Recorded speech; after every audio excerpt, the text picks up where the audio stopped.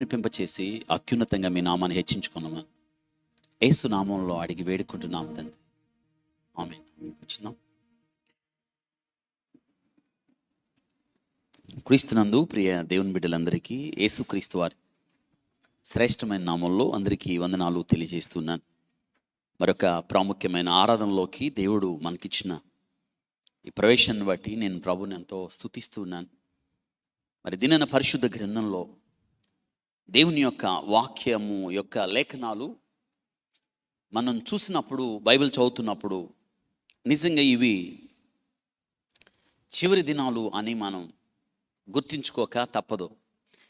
చాలాసార్లు లోకంలో ఉన్న అనేక మంది ఇవి చివరి దినాలు, ఇవి చివరి దినాలు అని చెప్తూ ఉంటే మనుషులకి ఇంకా అర్థం కావడం లేదు.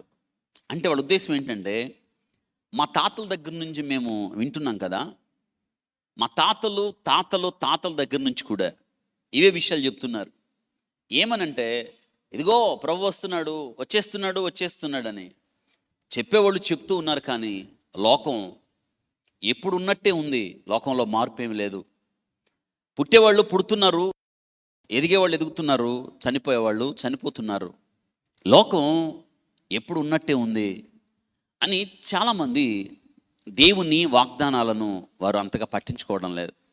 నిజంగా బైబిల్ గ్రంథంలో మనం చూసినప్పుడు ఈ చివరి దినాలు నిజంగా మనం గమనించవలసిన విషయం ఏమిటంటే, ఇవి ఒక భయానకమైన దినాలుగా మనం ఖచ్చితంగా గుర్తించుకోవాలి. యేసుక్రీస్తు ప్రభు భూమి మీదకి వచ్చేటప్పుడు, భూమి మీద ఏం జరగబోతుంది ప్రభువా అని శిష్యులు అడిగారు. అవును, మనం ఒక విషయాన్ని ఎప్పుడు కూడా మర్చిపోవద్దు. దేవుడు ఆలస్యం చేస్తున్నాడు అంటే మన కోసమే. మనం ఉపమానాలు తెలుసుకున్నాం. పరలోక రాజ్య ఉపమానాల్లో 10 మంది కన్యలు, అందులో బుద్ధి కలిగిన వారు ఎంతమంది? 5. బుద్ధి లేని వాళ్ళు 5. బుద్ధి ఉన్న వాళ్ళు 5. వినండి, పెళ్లి కుమారుడు రాక ఏమైంది? అందరూ చెప్పండి, ఏమైంది? అందరు ఇంకోసారి పెద్దగా. ఇప్పుడు వినండి, ఆలస్యం ఎవరికి మంచిది? గుడ్, ఇద్దరికి మంచిది. సిద్ధపాటు లేని వాళ్ళకి మంచిది, సిద్ధపాటు కలిగి ఉన్న వాళ్ళకి మంచిది. ఇప్పుడు ఎగ్జామ్స్కి సిద్ధపడతారు చాలామంది. ఎగ్జామ్స్కి సిద్ధపడుతున్నప్పుడు ఎగ్జామ్స్ పోస్ట్ పోన్ అని, ఎగ్జామ్స్ వాయిదా పడ్డాయి అని వార్త వచ్చింది. ఇద్దరికి మంచిదే. 100కి 90 మార్కులు తెచ్చుకోవాలనుకున్నవాడు వాయిదా పడ్డాయి, సమయం ఉంది కాబట్టి 100కి 100 తెచ్చుకోవడానికి ప్రయత్నం చేయొచ్చు.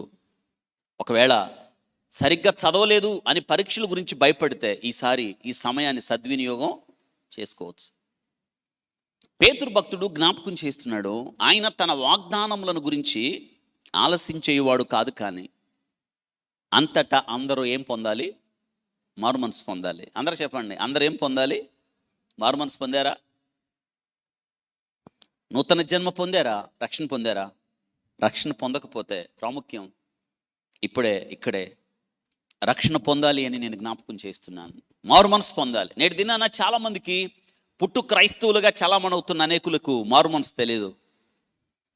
పరిశుద్ధ గ్రంథంలో యేసుక్రీస్తు ప్రభు భూమి మీద ఉన్నప్పుడు అర్ధరాత్రి వేళ యూదుల అధికారి పండితుడు, గొప్ప పండితుడు నికోదేము, 90 ఏళ్ళు నిండిన వృద్ధుడు వచ్చాడు. యేసుక్రీస్తు దగ్గరకు అర్ధరాత్రి వచ్చి అంటున్నాడు, బోధకుడా, నువ్వు పైనుండి వచ్చావని నాకు తెలుసు. దేవుడు నీకు తోడై ఉంటే తప్ప ఈ కార్యాలు నువ్వు చేయలేవు అన్నప్పుడు దేవుడు చెప్పాడు సూటిగా, స్పష్టంగా. తెలుసా, దేవుని కన్నులు మన ముఖాన్ని కదా చూస్తాయి, మన హృదయాలు చూస్తాయి. అందరు చెప్పండి, దేవుని కన్నులు ఏం చూస్తాయి? అందరు మన హృదయాన్ని. నికోదేము, నువ్వు తిరిగి జన్మించాలి అన్నాడు. తిరిగి జన్మించాలి. మన ముందు కూర్చున్న అంకులు టాప్ మోస్ట్ సీనియర్, ఈయన పెద్ద ఉన్నతమైన ఉద్యోగం. ఆయన ఒకరోజు ఆయన ఉద్యోగాన్ని బట్టి అతిశయించేవాడు. గొప్ప ఉద్యోగంలో ఉన్న ఈయన ఎలా బలంతాన మీటింగ్ తీసుకెళ్తే కూర్చున్నప్పుడు నాకు ఇప్పుడే చెప్తా ఉన్నారు. ఆ రోజు బక్సింగ్ గారు అన్నాడంట, నువ్వు తిరిగి జన్మించకపోతే నీ జీవితం ఏంటి అన్నప్పుడు, ఇదేంటి నేను ఇంత పెద్ద ఆఫీసర్ని నన్ను ఇలా అన్నాడు అన్నప్పుడు, వాక్యం గుచ్చుకున్నప్పుడు ఆ రోజు క్రీస్తు ప్రభువును సొంత రక్షకుడిగా అంగీకరించాడు. నిజమే, ఆలోచించండి. ఈ ప్రాముఖ్యమైన సమయంలో మన ముఖ్యమంత్రి జగన్ గారు ఉన్నారా? వాళ్ళ మామగారు అవుతారు ఈయన. ఇప్పుడే చెప్తున్నాడు ఆయన, అంత పెద్ద అయినా నేను వెళ్ళగానే మామయ్య అని, అంత పెద్ద మీటింగ్లో ఉన్నా కానీ మామయ్య అని లేచి నుంచుంటాడు, నో అని చెప్తున్నాడు. నిజమే, ఆలోచించండి. ఎవరు ఎంత గొప్ప వ్యక్తి అయినా, ఎంత పెద్ద వ్యక్తి అయినా ఆలోచించండి, క్రీస్తు ప్రభు ముందు రావాలి ఆ వ్యక్తి. యేసు క్రీస్తుని నీ సొంత రక్షకుడుగా అంగీకరించారా? ఈరోజు మీకు ఒక కీర్తన గురించి చెప్పబోతున్నాను, చాలా జాగ్రత్త వినండి. నిజమే, దేవుడు లేని ఒక వ్యక్తి జీవితం, దేవుడు లేని ఒక సమాజం, దేవుడు లేని పరిపాలన ఎలా ఉంటుందో ఇది దావీదు అనుభవం. దావీదు నిజంగా మనం ఆలోచించినప్పుడు దావీదు వెళ్ళని అనుభవాలు ఏవి కూడా లేవు. తన జీవితంలో బాల్యము నుండి దావీదు పడని కష్టం ఏది లేదు, దావీదు వెళ్ళని మార్గం ఏది కూడా లేదు. అతడు రాజ్యానికి వచ్చిన తర్వాత పరిపాలన చేసేటప్పుడు సొంత కుమారుడే అబ్షలోము, దావీదుకి ఏమవుతాడు? కుమారుడు కుట్ర పన్నాడు, తండ్రిని పడేసి తండ్రి సింహాసనాన్ని ఆక్రమించుకుందామని. ఆ సమయంలో తన గుండె చప్పుడుగా ఒక కీర్తన రాశాడు. విచిత్రం ఏంటో తెలుసా? దావీదుతో దేవుడు ఉన్నాడని ప్రజలందరికీ తెలుసు, దావీదు దేవుని చిత్తానుసారుడని అందరికీ తెలుసు, దావీదు మీద దేవుని అభిషేకం ఉందని తెలుసు, దావీదుకి దేవునితో సంబంధం ఉందని తెలుసు. కానీ విచిత్రం ఏంటి తెలుసా? అబ్షలోము దావీదు తిరుగుబాటు చేస్తూ ఉంటే చాలామంది దావీదుతో ఉన్న వాళ్ళు పోయి ఎవరి పక్షాన్ని చేరారు? విచిత్రం అనిపిస్తుంది ఒక్కొక్కసారి లోకం యొక్క తీరు. దావీదుతో దేవుడు ఉన్నాడని తెలిసి, దావీదు మీద దేవుని ముద్ర ఉందని తెలిసి దావీదును విడిచిపెట్టి కుమారుడు పక్షాన్ని చేరారు. పైగా అతనితో చేరి దావీదుతో యుద్ధానికి సిద్ధపడ్డారు. అటువంటి సమయంలో దేవుడు లేని ఒక వ్యక్తి జీవితం, దేవునికి భయపడని జీవితం, దేవుని మార్గములో రాని ఒక వ్యక్తి యొక్క జీవితం ఎలా ఉంటుంది అని చెప్పాడంటే, చాలా నేను చదువుతున్నప్పుడు నాకు చాలా ఆసక్తికరంగా అనిపించింది ఈ మాటలో. మీకు నేను ఈ విషయాలు చెప్తాను. మొదటిగా మీరు రాసుకున్నప్పుడు ఆ తర్వాత విషయాలు నేను చెప్పడానికి ఇష్టపడుతున్నాను. నిజంగా ఈ యొక్క భాష కూడా చాలా చక్కగా ఉంది. కీర్తనకారుడు దావీదు గారు రాశారు, దేవుడు లేని జీవితం అనగా దేవునికి భయపడని జీవితం, దేవుడు ఉన్నాడు దేవునికి లోబడాలి అని భయం లేని జీవితం. ఎంతగా ఆ జీవితాలు ఎలా ఉంటాయో మనకి చాలా ఆసక్తి కలిగిస్తూ ఉంది. రండి చూద్దాం. 58వ కీర్తనకు వెళదాం. మీకు కొన్ని సత్యాలు ఈ కీర్తనలో నేను చెప్పడానికి ఇష్టపడుతున్నాను. 58వ కీర్తన మీ నోట్సులు కూడా తెరవండి. 6 మాటలు మీరు తెలుసుకోవాల్సిన విషయాలు ఉన్నాయి. బహుశా మీ జీవితంలో ఎప్పుడు కూడా ఈ పదాలు వినుండరేమో. అయితే దేవుడి దినాన్ని మనల్ని ప్రేమించి ఈ వాక్యం ద్వారా 58వ కీర్తన ద్వారా కొన్ని విషయాలు దేవుడు మనతో చెప్పడానికి ఇష్టపడుతున్నాడు.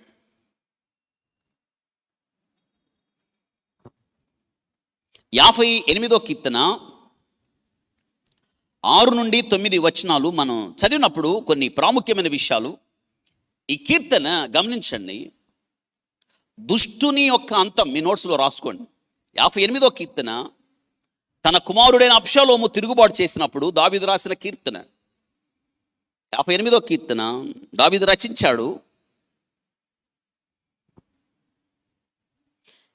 ఏ పరిస్థితుల్లో ఈ కీర్తన రచించాడు అంటే, అన్యాయము జరుగుతున్నప్పుడు, న్యాయము అతిక్రమించబడుతున్నప్పుడు, అన్యాయస్తుడైన న్యాయాధిపతి పరిపాలనకు రావాలి అనుకుంటున్నప్పుడు, లోకంలో మనుషులలో సమాజంలో దుష్టత్వము నిండినప్పుడు, పాపము ఏలుబడి చేస్తున్నప్పుడు, నీతి హింసించబడుతున్నప్పుడు, మార్గము తప్పి ప్రజలు నడుస్తున్నప్పుడు, దేశమంతా కూడా ఆ పర్యవసానాన్ని అనుభవిస్తున్నప్పుడు, ఈ పాపము మనుషుల యొక్క హృదయాలలో లోతుగా వెళ్ళి మనుషుల యొక్క హృదయాలను పరిపాలిస్తున్నప్పుడు, దుష్టుడు తన మొండి వైఖరి ద్వారా అతడు తిరుగు లేకుండా తన పాపములో కొనసాగుతున్నప్పుడు, దేవుడంటే భయం లేకుండా జీవిస్తున్న వ్యక్తి యొక్క జీవితాన్ని ఇక్కడ పోల్చాడు. గమనించండి, ఈ వాక్య భాగంలో నేను కొన్ని విషయాలు నేను చెప్పడానికి ఇష్టపడుతున్నాను. ఈ వాక్యం చాలా శ్రేష్టమైంది. మీరు కీర్తన అంతా కూడా చదవండి.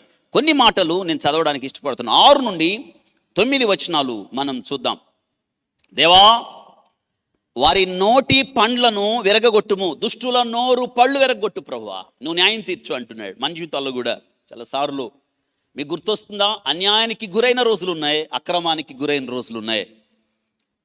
వారి పండ్లు విరగగొట్టుము అంటే దావీదు తీర్పు తీర్చే ఈ ప్రక్రియ ఎవరికి అప్పగిస్తున్నాడు? అందరూ చెప్పండి, ఎవరికి? అంతే, ఇది మనం చేయాలి. తీర్పు తీర్చుట దేవుని వశం మీ జీవితంలో. వింటున్నారా? మీరు అన్యాయానికి గురవుతున్నప్పుడు, దోపిడికి గురవుతున్నప్పుడు, నిర్లక్ష్యానికి గురవుతున్నప్పుడు, తిరస్కారానికి గురవుతున్నప్పుడు, మిమ్మల్ని అనేకులు హేళన, నిర్హేతుకముగా కారణము లేకుండా మీ మీద నిందలు మోపుతున్నప్పుడు దావీదు సూత్రాన్ని అనుసరించండి, దేవునికి అప్పగించండి, ఆయన మీకు న్యాయం చేస్తాడు. ఇది దావీదు అనుభవం. చూడండి, వారి నోటి పండ్లను విరగొట్టుము అని అంటాడు. యెహోవా కొదమ సింహముల కోరలను ఓడగొట్టుము. ఏంటంట? కొదమ సింహముల కోరలను ఓడగొట్టు. మీరు రాసుకోవాల్సింది కోరలు పెరికివేయబడిన సింహం. ఆ మాట రాసేసుకోండి మీ యొక్క నోట్స్లో.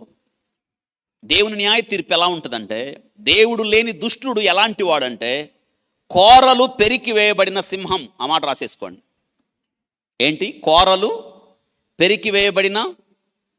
కోరలు లేకపోతే సింహం కానీ ఎవరైనా భయపడతారా? అసలు భయపడరు. అసలు ఆ కోరలు ఎంత భయంకరంగా ఉంటాయో తెలుసా? దుష్టునికి దేవుడు ఏం పీకేస్తాడు? అందరు చెప్పండి, ఏం పీకేస్తాడు? కోరలు పీకేస్తాడు. నువ్వేం భయపడాల్సిన అవసరం లేదు. తాత్కాలికంగా నువ్వు బలహీనుడిగా కనిపిస్తున్నా నువ్వెవరికి భయపడద్దు. ఎందుకో తెలుసా? మనం భయపడాల్సింది దేవునికి. గమనించండి, దావీదు దేవునికి భయపడ్డాడు కాబట్టి దావీదు ఏ పరిస్థితికి కూడా భయపడలేదు. కోరలు పెరికివేయబడిన సింహం. 7వ వచనం, వారు పారు నీళ్ల వలె వారు గతించిపోదురు. వాళ్ళు ఎలా అంట, ఒకానప్పుడు సెలయేరు నీరు ప్రవహిస్తుంది, దేవుని తీర్పు వాళ్ళ మీదకి రాగానే ఆ సెలయేరు ఏమైపోతుంది? ఎండిపోతుంది. 2, ఎండిపోయిన సెలయేరు. 7వ వచనం ప్రకారం ఏంటి? ఎండిపోయిన సెలయేరు. ఎండిపోయిన సెలయేరు. దుష్టుల యొక్క జీవితాలు ఎలా ఉంటాయి అంటే, దేవుడు లేని జీవితాలు ఎలా ఉంటాయి అంటే, మొట్టమొదట కోరలు పెరికివేయబడిన సింహం, 2 ఎండిపోయిన సెలయేరు, 3 అదే 7వ వచనంలో చూడండి, అతడు తన బాణములను సంధించగా అవి తునకలైపోవును. ఆ బాణాలు పనిచేయవు. అందుకే పాడైపోయిన ఆయుధము లేదా పాడైపోయిన బాణము. ఆయుధం అని రాసుకోండి, బాగుంటుంది. పాడైపోయిన ఆయుధము. దుష్టుల జీవితాలు ఎలా ఉంటాయి? పాడైపోయిన ఆయుధంలాగా ఉంటుంది అన్నమాట దుష్టుల జీవితం, దేవుడు లేని జీవితం. ఇక 4వది 8వ వచనం, వారు కరిగిపోయిన నత్త వల్లే ఉందరు. కరిగిపోయిన నత్త. 4వ విషయం, కరిగిపోయిన నత్త.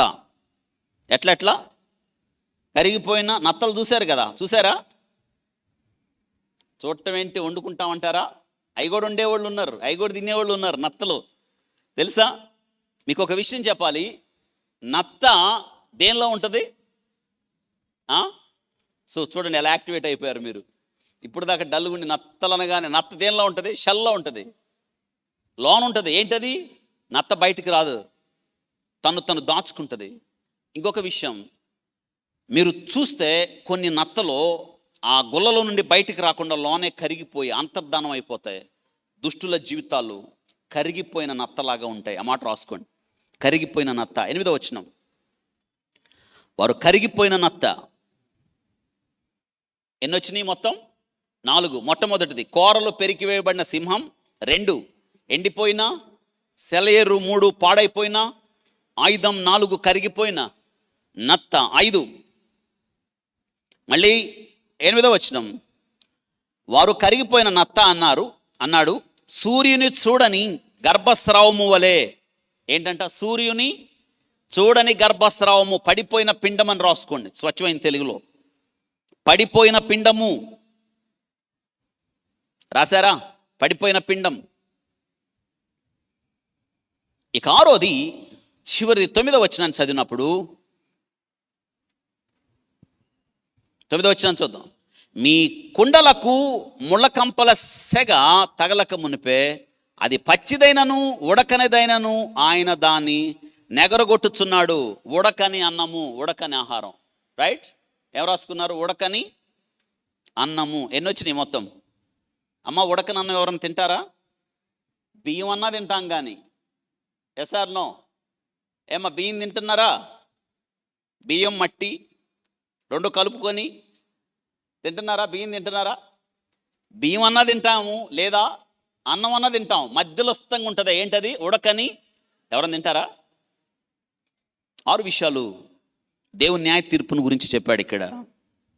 ఈ కీర్తన చాలా మంచిది. ఎందుకంటే దుష్టుని యొక్క అంతం ఎలా ఉంటుందో, దేవునికి భయపడని వాడి జీవితం ఎలా ఉంటుందో, ఎంత వాక్యం చెప్తున్నా లోబడక, ఎంత సువార్త చెప్తున్నా వినక, దేవుడంటే భయం లేకుండా సొంత మార్గంలో పయనం చేస్తూ దేవుడు లేడని మనసులో విర్రవీగుతున్న బుద్ధిహీనులకు, దుష్టులకు కలిగే శిక్ష ఎలా ఉంటుందో ఈ వాక్యంలో చెప్పబడింది. అందుకే భయము నుండి పాపం చేయొద్దు అంటున్నాడు.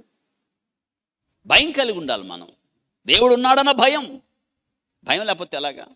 భయము మనకు భక్తి నేర్పిస్తుంది. భయము మనలను నిలబెడుతుంది. భయం మనల్ని నీతిని వెతికేటట్టు చేస్తుంది. భయం మనకు బహుమానాన్ని తీసుకొస్తుంది. భయం తిన్నగా దేవుని యొద్దకు తీసుకుని వెళ్తుంది. భయం లేని మనుష్యుడిగా మనం ఉండొద్దు. ఆలోచించాలి.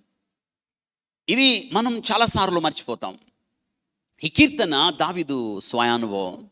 నిజంగా చివరికి చూస్తున్నప్పుడు మీరు ఎక్కడైనా చూడండి, ప్రపంచ చరిత్రలో మీరు వెతుక్కుంటూ వెళ్తే దేవుని యందు భయం ఉన్నవాడు, భయం లేనివాడు, భయము లేనివాడు క్రమక్రమంగా అంతర్ధానం అయిపోవడం చూస్తారు చరిత్రలో.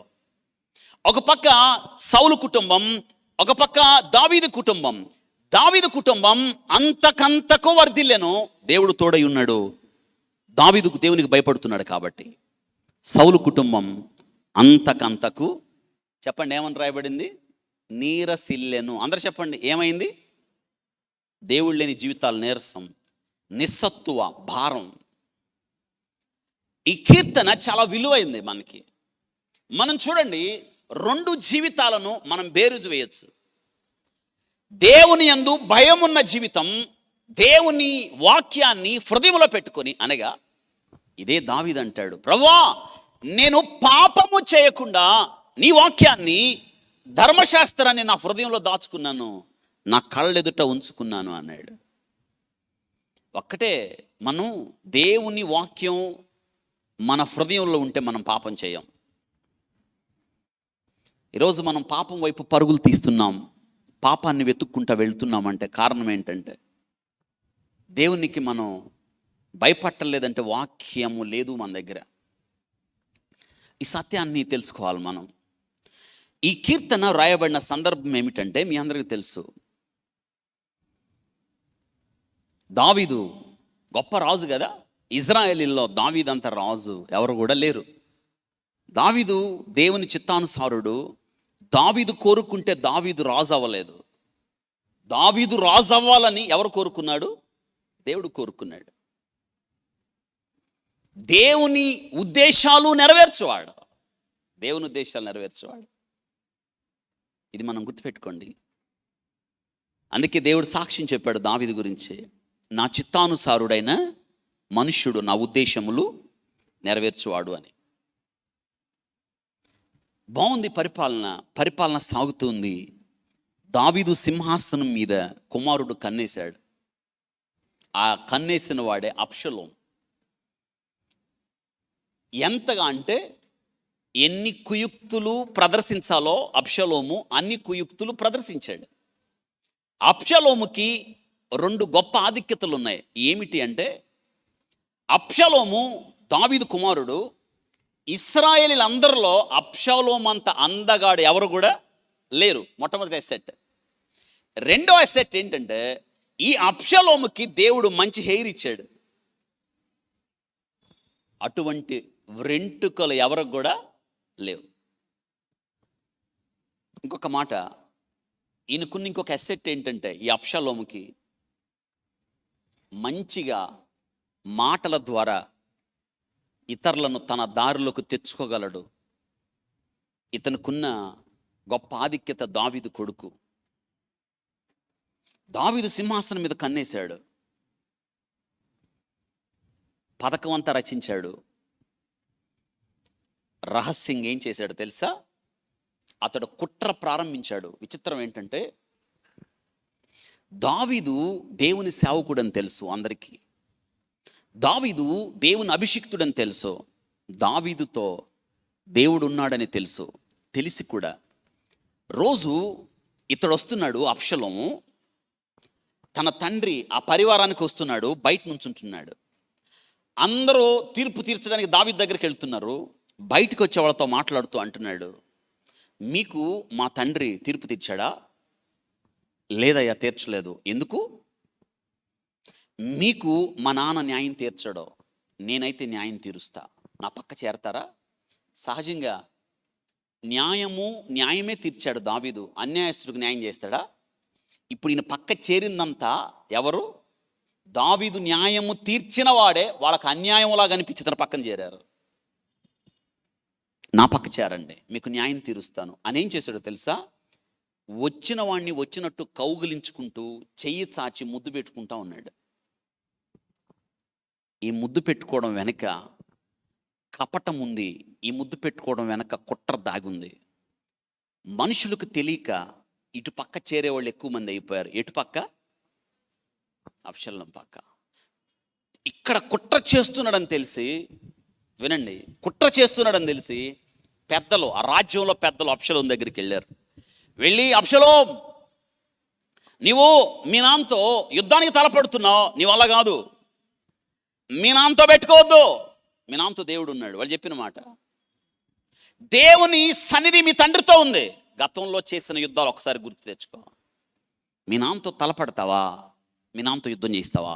చేయలేవు అని అన్నాడు. ఏమనుకుంటున్నావు? మీ నాన్న ముందు సింహపు గుండె కలిగిన వాడు సైతం నిలబడలేడు. మీ నాన్న అందరిలాగా యుద్ధం చేయడు. మీ నాన్న ప్రత్యేకమైన వాడు. వినలేదు. కుట్ర బైబిల్ గ్రంథం రాయబడింది. కుట్ర బలంగా జరుగుతుంది. అబ్షలోము పక్క చేరే వాళ్ళు ఎక్కువ మంది అయిపోయారు. సైన్యాన్ని సమకూర్చుకున్నాడు. తండ్రి మీద పడి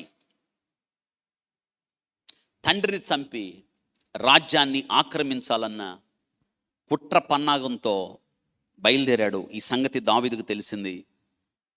దావీదు అందరితో అన్నాడు, లెండి, అబ్షలోము వచ్చి మన మీద పడి మనల్ని చంపక ముందే మనం లేచి కొండలకు వెళ్ళిపోదాం, పారిపోదాం. చెప్పులు కూడా వేసుకోకుండా, వినండి, దావీదు తనతో ఉన్నవారిని తీసుకొని సింహాసనమును విడిచిపెట్టి దావీదు వెళ్ళిపోయాడు. నేను గతంలో జ్ఞాపకం చేశాను, గుర్తుందా? దావీదు యుద్ధం చేయలేడా? దావీదు యుద్ధం చేయగలడా? చేయలేడా? చేస్తాడా? చేయలేడా? ఎందుకు చేయలేదు? ఇప్పుడు రాజ్యాన్ని ఆక్రమించుకోవడానికి వస్తున్నప్పుడు యుద్ధం చేయొద్దా? చేయాలి. ఎందుకు చేయలేదు?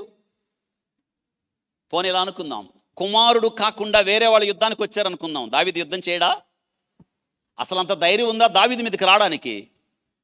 వినండి, దావీదు యుద్ధం చేయగలడు, కానీ యుద్ధం ఎవరితో చేయాల్సి వస్తుంది? కుమారుడితో. దావీదుకి ఇష్టం లేదు. కుమారుడు మంచివాడు కాకపోయినా దావీదు ప్రేమ కలిగిన వాడు. కుమారుడు తిరుగుబాటుదారుడైన దావీదు హృదయం కలిగిన వాడు. దావీదు తన చేతులతో కుమారుడు చావడం దావీదుకి, దావీదు పారిపోవడంలో ప్రేమ ఉంది. దావీదులో తండ్రి హృదయం ఉంది. లోబడని కుమారుడు ఎడల దావీదు చూపిన ప్రేమకు నిదర్శనం. తిరుగుబాటు చూపిస్తున్న కుమారుడు ఎడల తండ్రి ప్రేమను అర్థం చేసుకోకుండా తండ్రి యొక్క సింహాసనాన్ని దుష్ట పన్నాగముతో ఆక్రమించుకోవాలన్న కుమారుడు ఎడల దావీదు చూపిన ప్రేమ ఇదే. పరిమితికి మించిన ప్రేమ. యేసుక్రీస్తు నీ జీవితంలో, నా జీవితంలో చూపించిన ప్రేమ. మనం తండ్రి మీద తిరుగుబాటు చేశాం, అయితే మన తిరుగుబాటును బట్టి దేవుడు మనల్ని చంపలేదు, మనతో యుద్ధం చేసి పోరాడలేదు. దేవుడు మనల్ని క్షమించాడు. అర్థమైందా? ఇక్కడ ఆ తిరుగుబాటు వేపుగా జరుగుతున్నప్పుడు దావీదు అరణ్యానికి వెళ్ళిపోయి, ఆ సమయమందు రాసిన కీర్తన ఇది. లోకంలో దుష్టత్వం ఎలా జరుగుతుందో, పాపము ఎలా పెచ్చుమిరిపోయిందో, దేవుని గురించి ఆలోచించేవాళ్ళు లేరు మనుషులు, దేవునికి భయపడేవారు లేరు. నరులు తమ ఇష్టానుసారంగా పాపము చేసి పతనానికి వెళ్ళిపోతున్నారు అని చెప్పే ఈ కీర్తన ఇది. మీ కీర్తన అంతా చదువుతూ ఉంటే మనకు ఒక విషయం అర్థమవుతుంది. ఏమిటంటే, లోకంలో నిజంగా ఆలోచించండి, ఎంత పాపం జరుగుతుందో ఆలోచించండి, ఎంత దుష్టత్వం లోకంలో పేరుకొని పోయిందో ఆలోచించండి. ఎక్కడ చూసినా అన్యాయమే. న్యాయం అనేది ఉందా? ఆలోచించండి. న్యాయానికి స్థలం లేదు లోకంలో. ఎందుకో తెలుసా? దుష్టత్వం. ఎక్కడ చూసినా అన్యాయమే, ఎక్కడ చూసినా అన్యాయమే ఏలుబడి చేస్తూ ఉంది. మీరు ఆలోచించండి. ఎందుకంటే మనుషులకి అన్యాయము చేయడం అలవాటైపోయింది. దుష్టత్వాన్ని మనుషుడు సాధకం చేస్తున్నాడు. ఈ వాక్య భాగంలో మనం చూసినప్పుడు ఎన్నెన్నో ఆసక్తికరమైన విషయాలు మనం చూస్తాం. 3వ వచనాన్ని చూసినప్పుడు మన నైజం ఏంటో అర్థమవుతుంది. చూడండి, 3వ వచనం, తల్లి కడుపున పుట్టినది మొదలుకొని, ఎప్పటి నుంచి?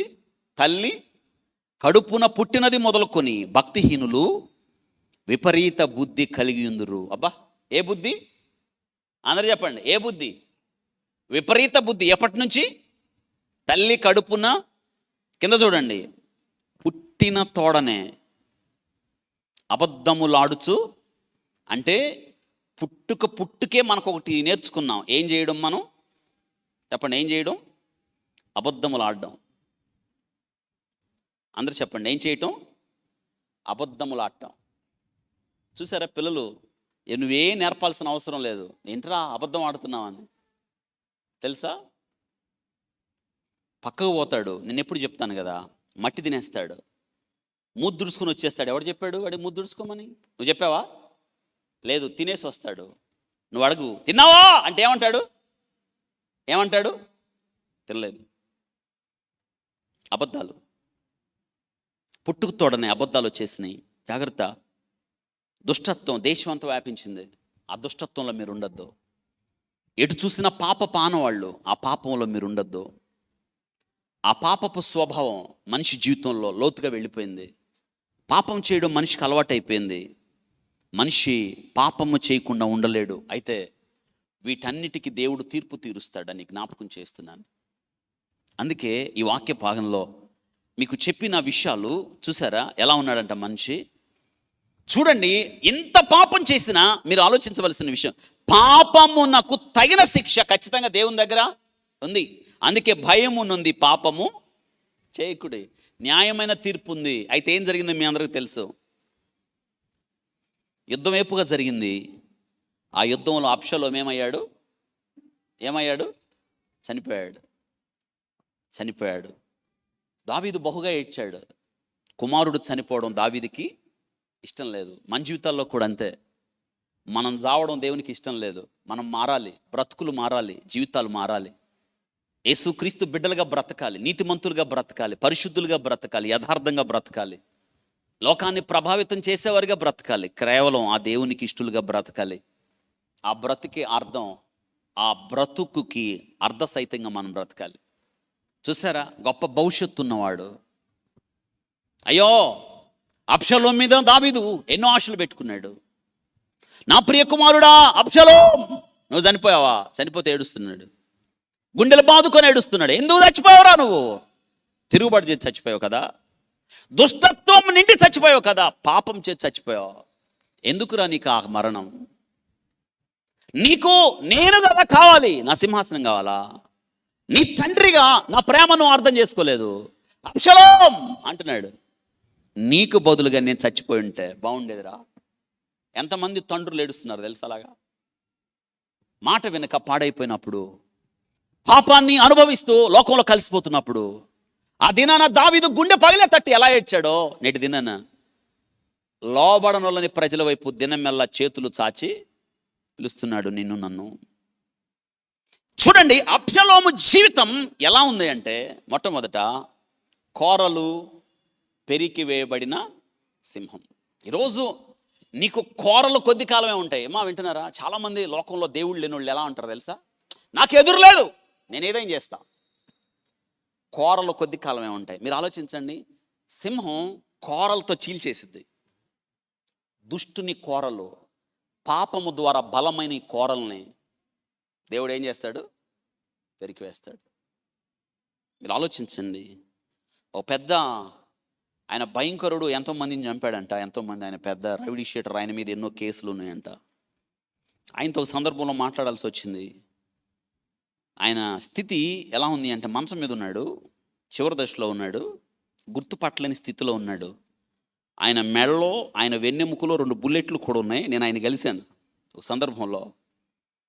ఆయన వస్తుంటే ఎవరు ఎదురెళ్ళేవాళ్ళు కాదంట, ఆయన వస్తుంటే తలదాచుకునేవాళ్ళంట. అటువంటి వ్యక్తికి చూసారా, కోరలు పీకి వేయబడిన సింహంలాగా అయిపోయాడు. ఎంతకాలం చెప్పండి? నీ బలం, నీ శక్తి, నీ సామర్థ్యాలు, నీ ఔన్నత్యం, నీ గొప్పతనం దేవుడు లేకపోతే కోరలు పీకి వేయబడిన అబ్షలోము కోరలు పీకి వేయబడ్డాయి. అంతటితో ముగింపు అయితే బాగుండేది. చెట్టు కేలాడాడు, వచ్చాడు, యోబు వచ్చాడు. చెట్టు కేలాడుతున్నవాడిని చూసి వీడు ఉండటానికి వీల్లేదు, బాణం తీసి కొట్టి చంపాడు. చెట్టు కేలాడాడు. ఎందుకు వచ్చాడు తెలుసా? రాజ్యాన్ని ఆక్రమించుకోవాలని, దుష్ట పన్నాగముతో తండ్రి సింహాసనం మీద కూర్చోవాలని వచ్చాడు. మార్గ మధ్యంలో కోరలు పీకివేయబడ్డాయి, ప్రాణం తీసివేయబడింది. దేవుడు లేని జీవితం, దేవునికి భయపడని జీవితం, దుష్టత్వముతో నిండి పాపాన్ని కౌగిలించుకున్నవాని యొక్క జీవితం యొక్క అంతాన్ని గురించి దావీదు చెప్పాడు. ఈరోజు నీ జీవితంలో ఈ వాక్యం వింటుండగా దేవుడు లేకుండా బ్రతకండి, దేవుడు లేకుండా జీవించకండి. ఒక్క మాట తెలుసుకోండి, దేవుడు చూస్తున్నాడు అన్నది మీ జీవిత చిరునామాగా మారాలి. ఐగుప్తులో యేషేబు పాపము చేయమని ఆ యజమానుడు భార్య యేషేబునొచ్చి ప్రేరేపిస్తున్నప్పుడు యేషేబు అన్నమాట, నేను దేవునికి భయపడతాను. దీని పర్యాయ పదమే దేవుడు చూస్తున్నాడు, ఇంకొక అడుగు ముందుకేసి ఇంత ఘోరమైన దుష్కార్యం నేను ఇది. మీరు అలా చెప్పగలరా? ఈరోజు కోరలు పెరికి వేసిన సింహంలాగా అయిపోతాం మనం. ఎంతమంది చరిత్రలో మనం చూస్తాం, ఆలోచించండి. ఇక్కడ కోరలు పెరికి వేయబడిన సింహం గర్జిస్తుంది తెలుసా? ఒకనప్పుడు సింహం ఎలా ఉంటుంది, ఏంటి ఆ కథ? సింహం గర్జిస్తుంది, భయపడని వాడెవడో అని ఉంది బైబిల్ గ్రంథంలో, ఆమోస్ గ్రంథంలో. సింహం అంట నేను వస్తున్నానని చెప్తుంది. సింహం గర్జించకుండా ఎప్పుడు రాదు. ఏంటంట, ఆ తీర్పు వచ్చినప్పుడు దేవుడు లేనివాడు ఒక దినానికి ఏమైపోతాడు? కోరలు పెరికి వేయబడిన, చెప్పండి ఏంటి? సింహం. కోరలు లేని సింహానికి ఎవడైనా భయపడతాడా?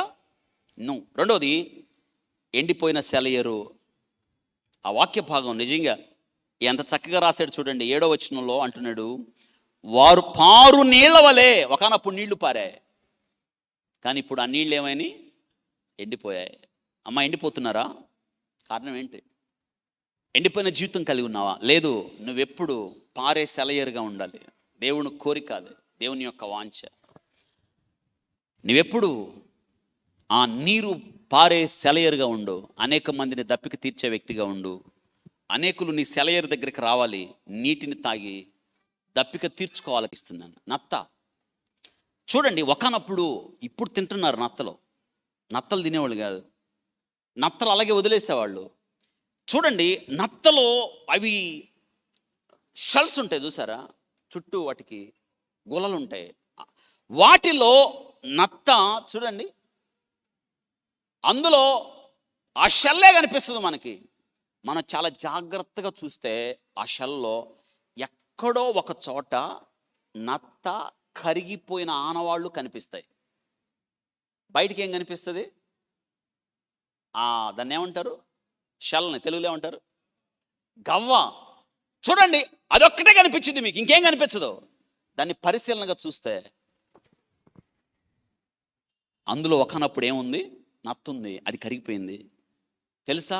బయటికి రాలేదు, ఏం చేయలేదు, దాని జీవితం కరిగిపోయింది. మీ జీవితం కరిగిపోయిన నత్తలాగుందా?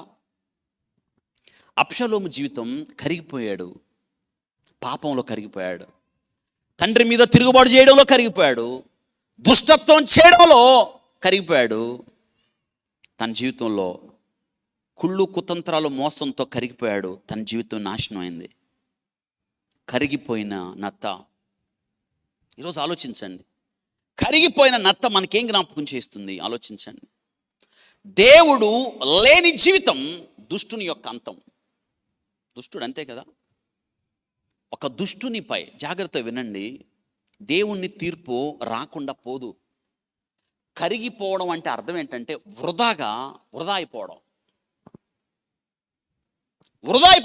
మీ జీవితం వృధా అయిపోతే ఎలా? చూడండి, వృధా అయిపోతే జీవితం ఏమీ సాధించకుండా, ఏది పొందకుండా, అసలు నీ జీవితంలో ఏది దేవుని కొరకు బ్రతకకుండా కరిగిపోతే ఎలా చెప్పండి? ఈరోజు మీ వయసు ఎంత? ఎంత మీ వయసు? మీ వయసు లెక్క పెట్టండి. ఎంత కరిగిపోయింది మీ వయసు? సొంతగా కరగబెట్టావు, లోకంలో కరగబెట్టావు, దేవుని కొరకు ఏం చేయలేదు కదా. ఒక్క భక్తుడు అన్నాడు, దేవుని కొరకు లోకంలో తుప్పు పట్టడం కన్నా దేవుని కొరకు అరిగిపోవడం లేదా కరిగిపోవడం మేలు అన్నాడు. అబ్షలోము తండ్రితో నడవలేదు, తండ్రికి లోబడలేదు, తండ్రికి భయపడలేదు, తండ్రితో దేవుడు ఉన్నాడన్న వివేచన లేదు. తన తండ్రి ఎలాంటి వాడో తెలుసుండి కూడా తండ్రి మీద తిరుగుబాటు చేశాడు. కాబట్టి తన పాపమునకు, తన దుష్టత్వానికి పరాకాష్ట, తన జీవితం అర్ధంతరంగా ముగిసిపోయింది. అందుకే కరిగిపోయాను. గమనించండి, దేవుడు మీ జీవితంలో ఒక ఉద్దేశాన్ని కలిగి ఉన్నాడు.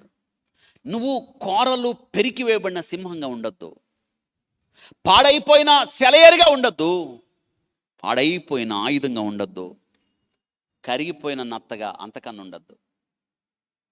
దేవుడు మీ జీవితాల్లో మీరు పుట్టక ముందే తెలుసా, మీరు ఇంకా పుట్టలేదు, ఈ భూమికి పునాది వేయబడక ముందే దేవుడు మీ జీవితంలో మీరు ఏం చేయాలో మీకోసం ఒక చక్కని బ్లూ ప్రింట్ తయారు చేశాడు దేవుడు. ఎఫెసీ పత్రిక 2వ అధ్యాయం 10వ వచనంలో మీకు ఆ సన్నివేశం చక్కగా అర్థమవుతుంది. మీరు ఆయన చేతి పని అయి ఉన్నారు, సత్క్రియలు చేయడానికి. ఇర్మియాతో దేవుడు అన్నమాట, ఇర్మియా, నీ తల్లి గర్భములో నువ్వు రూపింపక మునిపే నేను నిన్ను ఎరిగి ఉన్నాను అని. కరిగిపోతున్నారా? ఆలోచించండి. నీ జీవితాన్ని అనవసరంగా ఖర్చు పెట్టేయకండి. మీ జీవితాన్ని అనవసరంగా నాశనం పాలు కావద్దు. దేవుణ్ణి తెలుసుకుని ఆయన కొరకు బ్రతకాలి మీరు. దావీదు తన గుండెల్లో నుండి రాసుకొచ్చాడు కీర్తన. తన కుమారుడు తిరుగుబాటు చేస్తున్నప్పుడు ఆ కుమారుడికి జీవితం అంటే తెలియదు. చివరికి తండ్రిని చూసి కూడా నేర్చుకోలేదు, నేర్చుకుందామన్న ఆశ కలగలేదు. అబ్షలోముకి ఆ కుమారుని చూస్తున్నప్పుడు దావీదుకు గుండె పగిలే తీవ్రని వేద మిగిలింది. మన జీవితాల్లో దేవుడు ఒక ఉద్దేశాన్ని కలిగి ఉన్నాడు కదా. ఇర్మియా, నీ తల్లి గర్భములో నువ్వు రూపింపక మునిపే నేను నిన్ను ఎరిగి ఉన్నాను.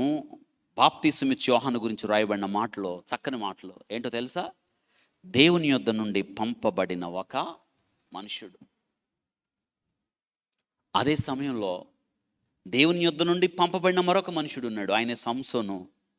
కానీ సంసోను జీవితం కూడా మధ్యలో కరిగిపోయినా ఏమయ్యాడు? నత్త. ఎందుకు సంసోన్ని దేవుడు ఇచ్చాడు చెప్పండి? సంసోను యొక్క పుట్టుకను దేవుడు ముందుగా ప్రకటించాడు, దూతను పంపి కదా. ఎందుకు? ఫిలిస్తీన్ల చెరలో ఉన్న ఇజ్రాయేలుని ఏం చేయాలి? రక్షించాలి. న్యాయాధిపతిగా ఇచ్చాడు. అంతటి బలవంతుడు ఎవరు కూడా లేరు కదా. ఇప్పుడు ప్రశ్న, మరి ఆయన పని పూర్తి చేశాడా? మధ్యలో కరిగిపోయాడా? కరిగిపోయాడు. ఎందుకు? కారణం ఏంటి? సింపుల్, ద సిన్, పాపం. కరిగిపోయాడు. ఎంత బలవంతుడు! కరిగిపోయాడు. ఆలోచించండి, కరిగిపోయాను.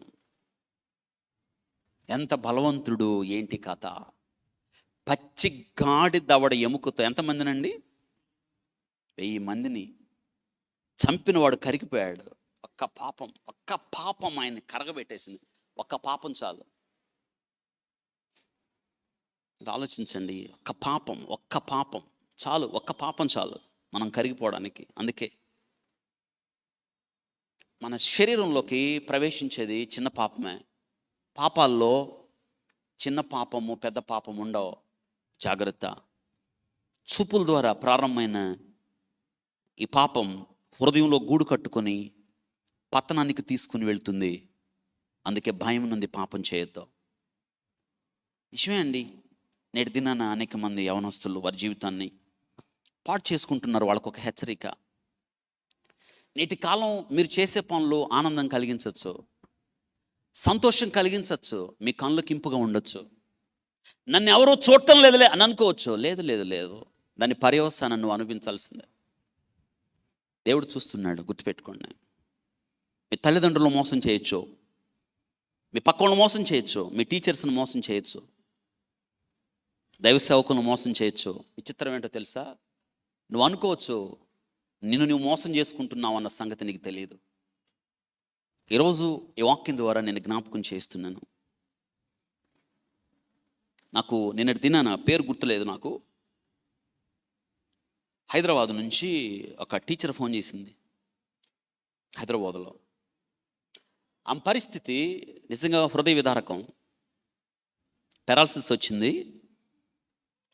29 సంవత్సరాల అమ్మాయికి, పేరు గుర్తు రావట్లేదు. పక్షవాతం వచ్చింది, మంచానికి పరిమితం అయిపోయింది. ఉన్నతంగా చదువుకుంది, ఒక్క చిన్న పొరపాటు.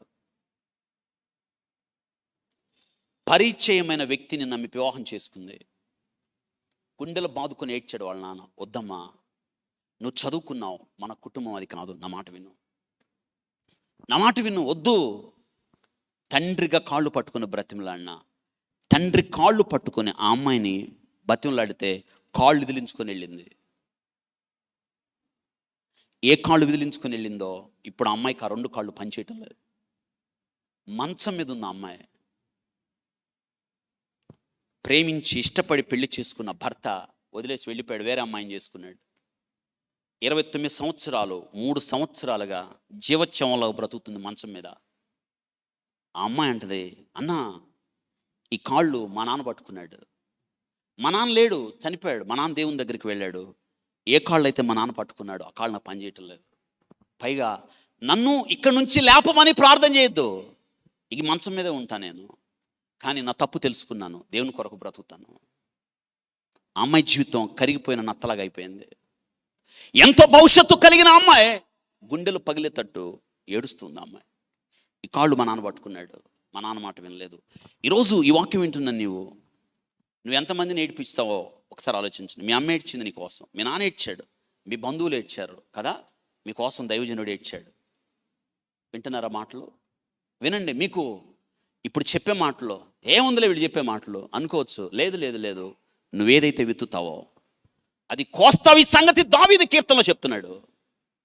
తండ్రి ఎటువంటి వాడో తెలుసుండి కూడా తండ్రి మీద తిరుగుబాటు చేశాడు. దాని పర్యవసానం అబ్షాలోముకు తెలియదు, కానీ ఎవరికి తెలుసు? దావీదుకు తెలుసు. అందుకే యుద్ధానికి వెళ్ళేటప్పుడు ఆ సైనికులతో దావీదు అంటున్నాడు, దయచేసి నన్ను బట్టి నా కొడుకు ఏ హాని, ఏం ప్రేమ, ఏం కథ ఆలోచించు. నన్ను బట్టి తిరుగుబాటు చేసిన కుమారుడి మీద తండ్రి ప్రేమ మీరేం చేయొద్దు.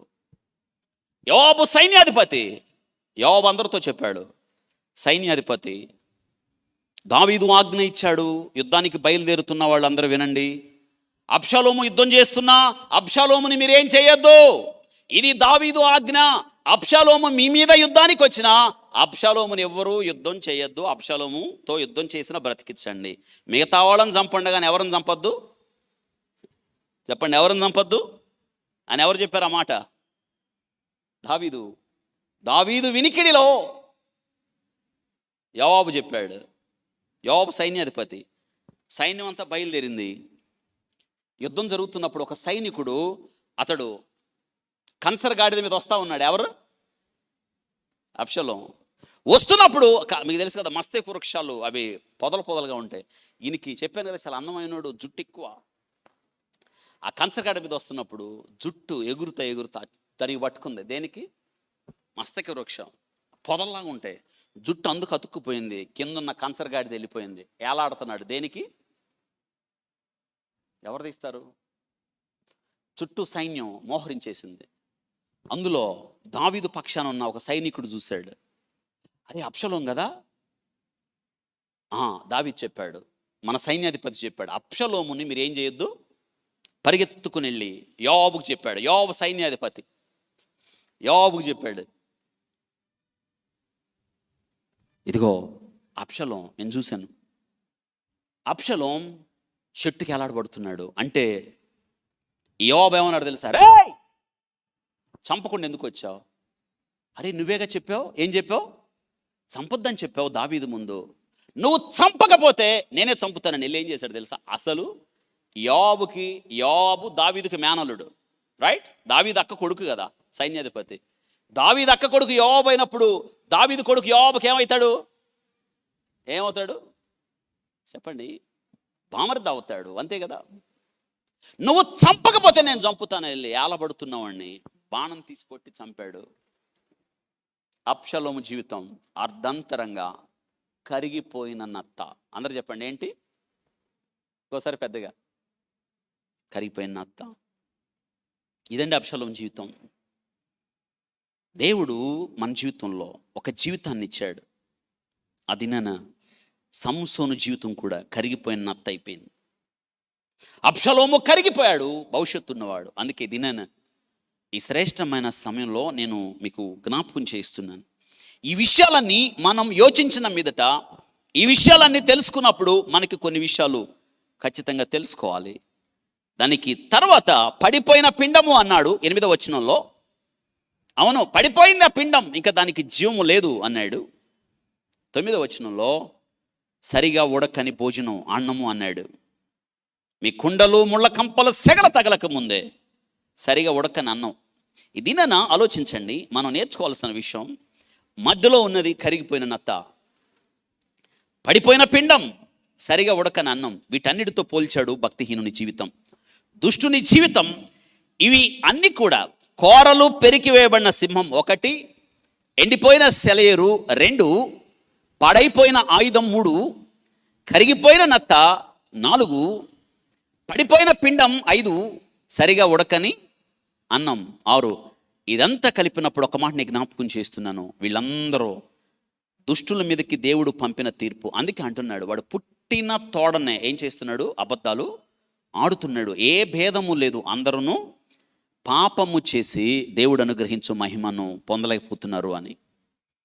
ఇదంతా కూడా, ఈ కీర్తన అంతా కూడా, దుష్టుడు దేవునికి భయపడని వాడు, దేవునికి లోబడని వాడు, దేవునికి మెడవంచని వాడు, దేవునికి వీపు చూపించేవాడు యొక్క జీవితము యొక్క పర్యవసానం, ఆ ముగింపు ఎలా ఉంటుందో ఇందులో రాయబడింది. నేను ప్రత్యేకంగా ఈ దినాన ఈ విషయాలన్నీ కూడా క్రోడీకరించి నత్తను గురించి మీకు కొన్ని మాటలు నేను చెప్పి, ఆ తర్వాత నేను పడిపోయిన పిండం, సరిగా ఉడకని అన్నం, వాటిని జోడించి నేను చెప్పడానికి ఇష్టపడుతున్నాను.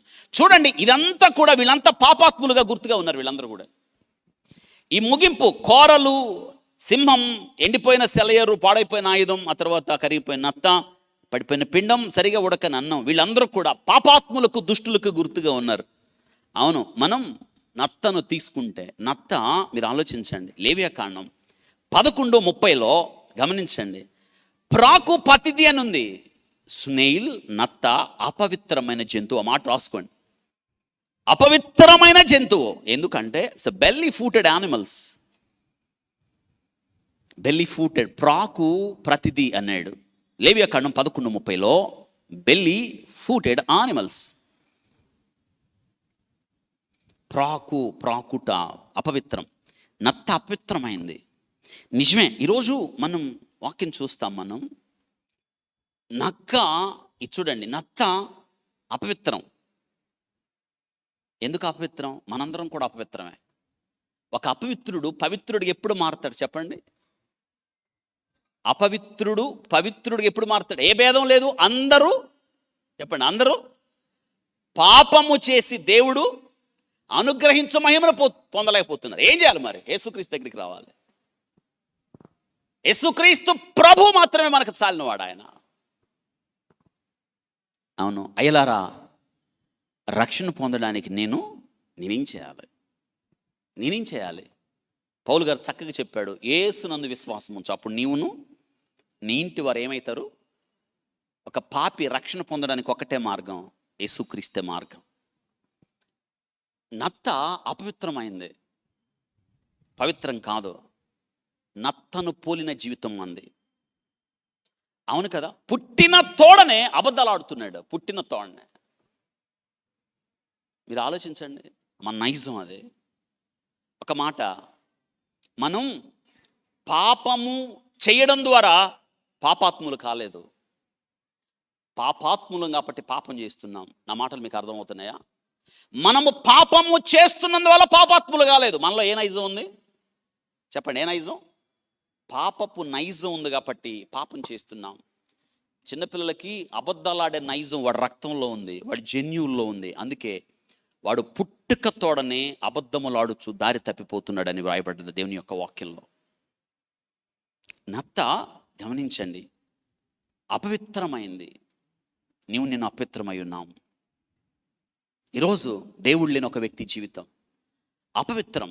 దేవునికి స్థానం లేని ఒక వ్యక్తి జీవితం అపవిత్రం. దేవుని వెలుగు ప్రసరించని జీవితం అపవిత్రం. అందుకే మనము చీకటిలో ఉన్నాం. ఇంకా చీకటి బైబిల్ గ్రంథంలో చీకటి పాపానికి గుర్తు. ఆ చీకటి పోవాలి అంటే దేవుని దగ్గరికి రావాలి. అవును కదా? మీరు చీకటి నుండి ఆశ్చర్యకరమైన తన వెలుగులోనికి మనల్ని పిలుస్తూ ఉన్నాడు. చూడండి, ఇక్కడ మనం నేర్చుకున్న ఈ యొక్క 6 విషయాలు కూడా ఎండిపోయిన సెలయేరు, ఆ తర్వాత పాడైపోయిన ఆయుధం, కరిగిపోయిన నత్త, పడిపోయిన పిండం, సరిగా ఉడకని అన్నం, వీటన్నిటిని మనం ఆలోచించినప్పుడు, నత్తలను తీసుకున్నప్పుడు, నత్తలో దాదాపుగా రాత్రిపూట తిరుగుతాయి. నత్తలో నిశాచరులు, నత్తలు ఎప్పుడూ ఎక్కువ ఉత్సాహంగా ఉత్తేజంగా ఉంటాయంట రాత్రిపూట. పాపం చేసేవాడికి చీకటి ఇష్టం. అందుకే చీకటి క్రియలు, పాపపు క్రియలు దేంతో పోల్చారు? చీకటి క్రియలతో పోల్చారు. చీకటి దొంగ ఎప్పుడు వస్తాడు కదా? పాము పగలు తిరిగిద్దా రాత్రిపూట? పాములు ఎప్పుడు తిరుగుతాయి? నిశాచరులు చీకటి కార్యాలు అంటే పాప కార్యాలు. పాపం ఎప్పుడు రాత్రిపూట జరుగుతుంది కదా. దొంగతనాలు ఎప్పుడు జరుగుతాయి? రాత్రిపూట జరుగుతాయి. చీకటి పాపానికి గుర్తు కదా. నేను నల్లగా ఉన్నానని నన్ను చిన్న చూపు. అందరు చెప్పండి, ఎట్టున్నానని. ఏంటి ఎవరు మాట్లాడట్లేదు? కొంచెం పెద్దగా చెప్పండి. ఎట్టుంది? నల్లగా ఉన్నాను, నన్ను చిన్న చూపు. పరమగీతాలు మీ బైబిల్ గ్రంథం ఉందండి. నిశాచరులు, స్నేయిల్స్ ఆర్ నాక్టర్నల్ యానిమల్స్, రాత్రిపూట తిరుగుతాయి అవి. పరమగీతాలు 1వ అధ్యాయం 6వ వచనం తీసారా? పరమగీతాలు 6వ అధ్యాయం 1వ అధ్యాయం 6వ వచనం. ప్రసంగి తర్వాత, నల్లని దాననని నన్ను ఏ చూపు? చిన్న చూపా? చూపులు పాపం అందరూ అట్టు చూస్తున్నారు. ఆమె కళ్ళి ఎట్టుందంటావా? నల్లగా, నలుపు మీరు అండర్లైన్ చేసి పాపానికి గుర్తు. ఇటువంటి ఆమెను ఎవరు ఇష్టపడ్డారు? సొలొమోన్. నల్లగుండామా ఎవరికి ఇష్టమైంది? అది ఎవరికని చెప్పండి. సొలొమోన్కి ఇష్టమైంది. సొలొమోన్కి ఇష్టం. ఎందుకు ఇష్టపడ్డాడు? నల్లగుందిమా. ఏమంటుంది? నేను నల్లగున్నానని చిన్న చూపు చూడొద్దు. ఈమె ఈ నల్లగున్నామా ఎట్టయిందో తెలుసు? 6వ అధ్యాయం పరమగీతాలు 6వ అధ్యాయం 10వ వచనం. పరమగీతాలు 6:10 చదవండి ఆ మాట. సంధ్యారాగం, చాలు. చూపట్టుచు చంద్రబింబం అంత అందం. ఎట్లా అందం అయింది? సంధ్యారాగం అయింది. సంధ్యారాగం అంటే ఏ రంగు? సంధ్యారాగం ఏ రంగు చెప్పండి. ఏంటి ఎవరు మాట్లాడట్లేదు? సంధ్యారాగం అంటే మీకు అర్థం అవడానికి, సూర్యుడు అస్తమిస్తాడా? అస్తమించేటప్పుడు సూర్యుని చుట్టూ ఒక రంగు ఉంటుంది చూసారా? ఏ రంగు అది? ఎరుపు రంగు. అది సంధ్యారాగం. సంధ్యారాగము అంటే నల్లగున్నాం ఏమైంది? అయ్యో పెద్ద చెప్పండి. ఎర్రగా అయింది. చెప్పండి ఆ మాట అందరూ. నల్లగున్నాం ఏమైంది? ఎర్రగా అయింది. సింపుల్. నలుపు పాపానికి గుర్తు.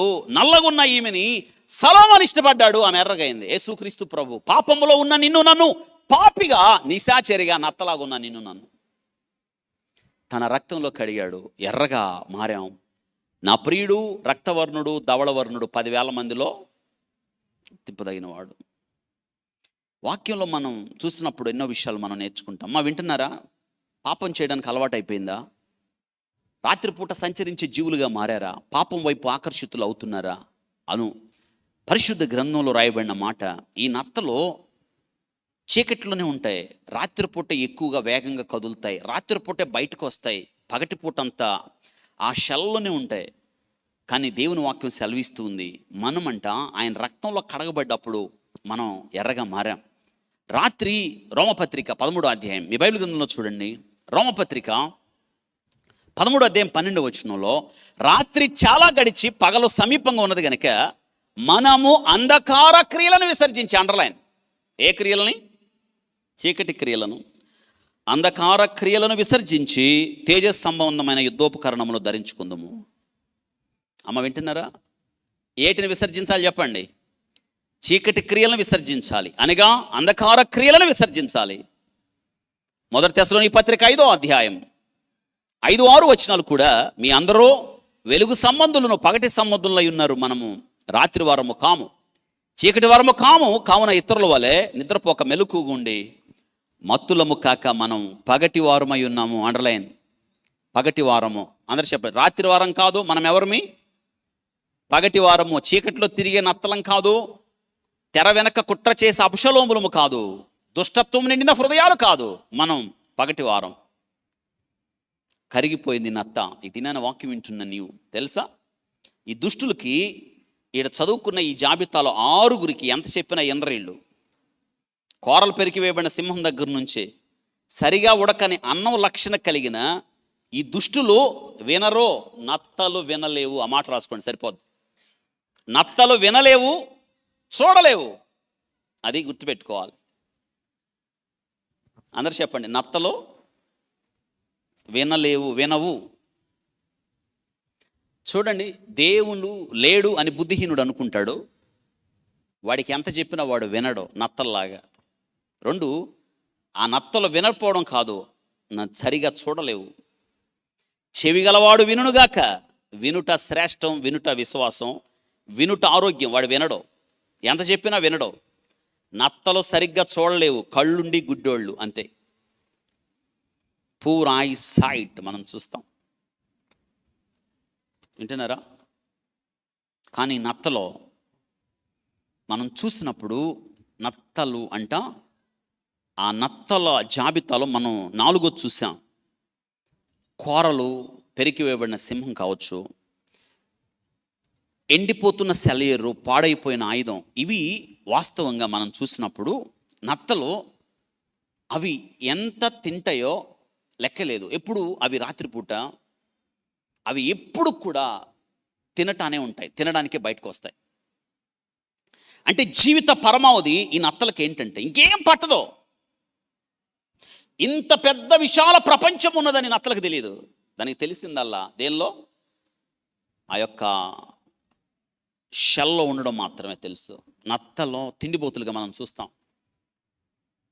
అవును, ఇది కాదు జీవితం. జీవితం అంటే మరొకటి ఉంది. మీకు ఒక ఆశ్చర్యకరమైన విషయం ఏంటంటే, నత్తల్ని ఇప్పుడు చాలామంది నత్తలు వండుకొని తింటా ఉన్నారు.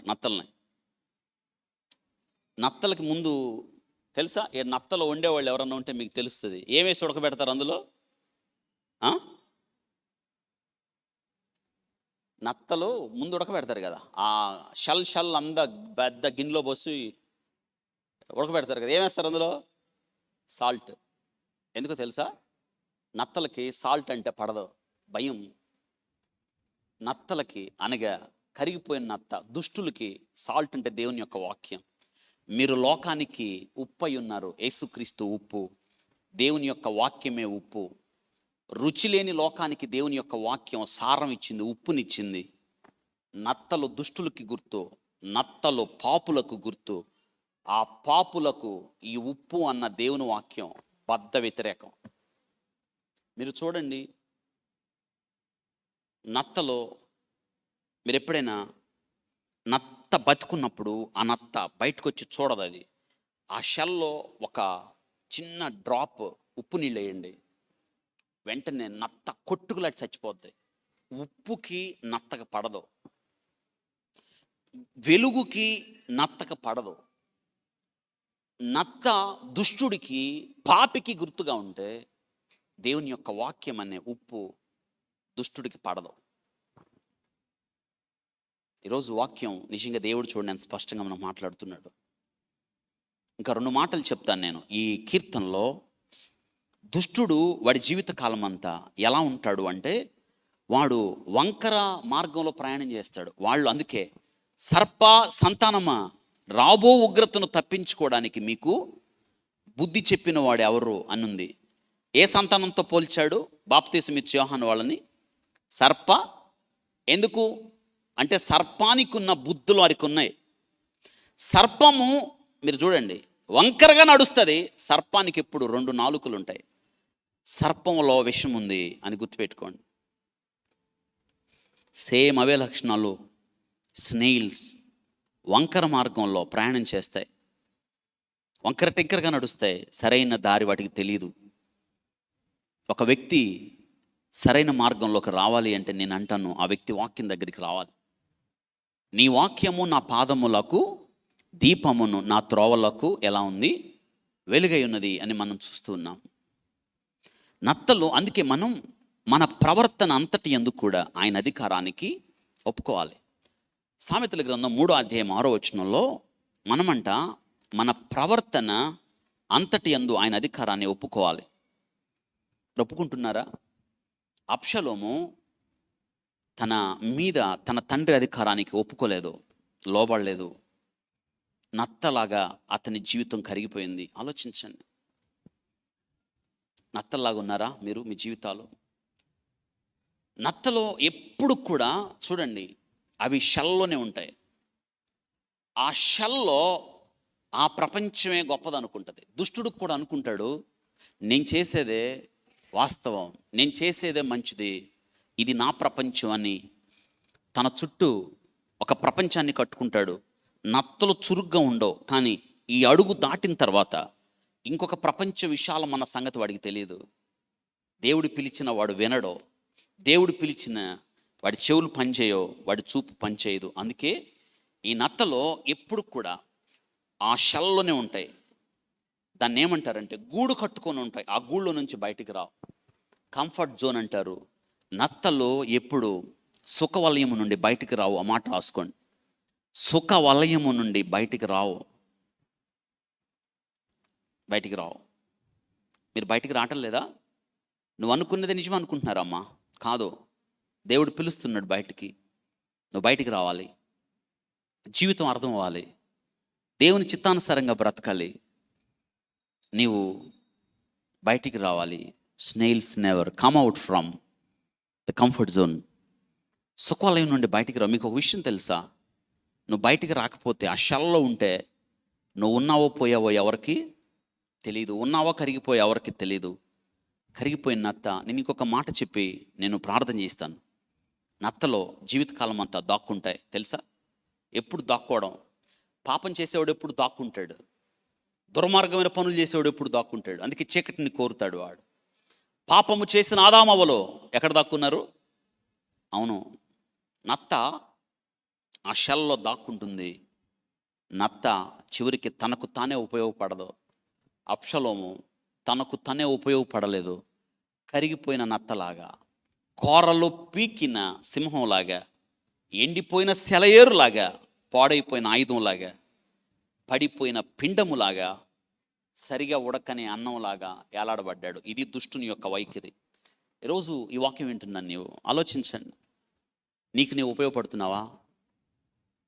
ఈ 6 రకాల స్వభావాలు నీ జీవితంలో ఉన్నాయా? ఒక మాట నేను చెప్తున్నాను. మొట్టమొదటిగా మీరు ఎక్కడున్నారో, మీరు ఏం చేస్తున్నారో ఒకసారి ఆలోచించండి. నీ ఆలోచనలో, నీ తలంపులో, నీ అడుగు జాడలో ఏం ఆలోచిస్తున్నావు? ఏం చేయడానికి ప్రేరేపించబడుతున్నావు? అసలు నీ గమ్యం ఏంటి?